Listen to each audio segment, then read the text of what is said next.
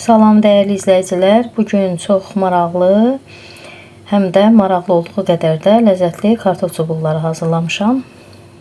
Əvvəlcə kartofu soymuşam, yaxşı yumuşam və kvadrat formada doğrayıram. İndi forma olaraq fərqi yoxdur nə formada. Əsas odur ki, xırda doğramaq lazımdır ki, yəni tez bişsin qaynayanda kartof.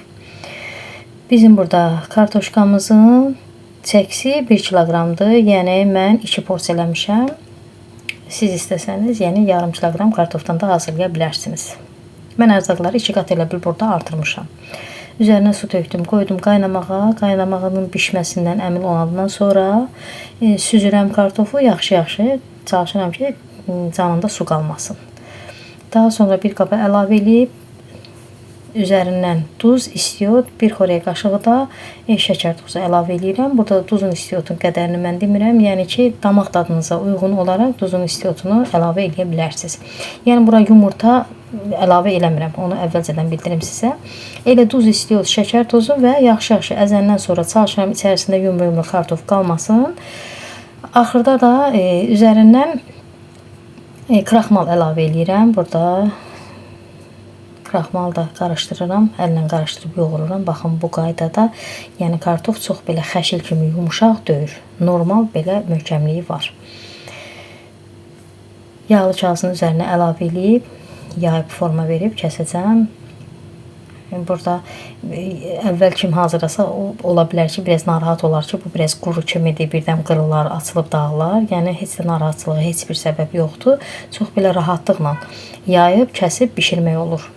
Hətta tavaya atanda da yəni narahat olmayın da, heç bir qırıntısı zadı olmur da, rahat hazırlamaq olur.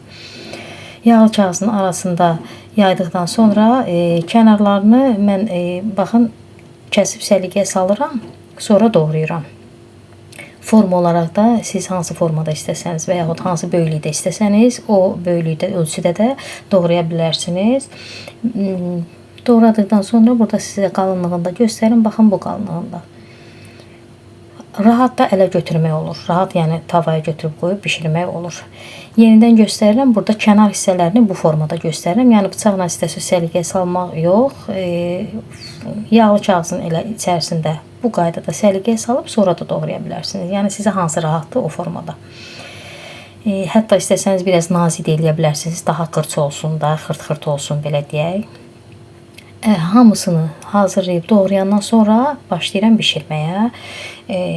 Duru yağda yağımız tam qızandan sonra kartofları əlavə edirəm tavaya. Burada əziz xanımlar, qazın burada xodunu çox möhkəm verməmişəm. Normal xodda saxlamışam. Yəni ona görə ki, baxın çevirirəm burada. Rəngini görürsüz, bu rəngi alındırmaq üçün. Biraz xodu artıq olsa, qızaranda biraz alatala qızarır. Oradan buradan qızarır. Bir bulaşıqlı kimi görünür də, qəşəng görünmür. Ona görə xodunu biraz normal qoyuram ki, deyək qızıl rəngdə olur, gözəl rəngdə qızarır. Yəni ona biraz diqqət edin ki, görkəmi də gözəl olsun da, bir sözlə rəngi. Ona görə xodunu çox iti verməyin. Hazır olandan sonra qaba yığıram, gördüyünüz formada çevirib salfetka üzərinə yığıram ki, yağı tam çəkilsin. Çox gözəl çubuqlar alındı, kartof çubuqları. Həm də ləzzətli. Baxın əziz xanımlar, bunu həm ketçupla və yaxud başqa istədiyiniz soslarla da yemək olar. Burada səsini də eşidirsiniz, xırçıltısını. Yəni bəyəniləsi bir tayamdır. Xüsusən də uşaqlar tərəfindən. İnşallah ki, siz də bəyəndiniz.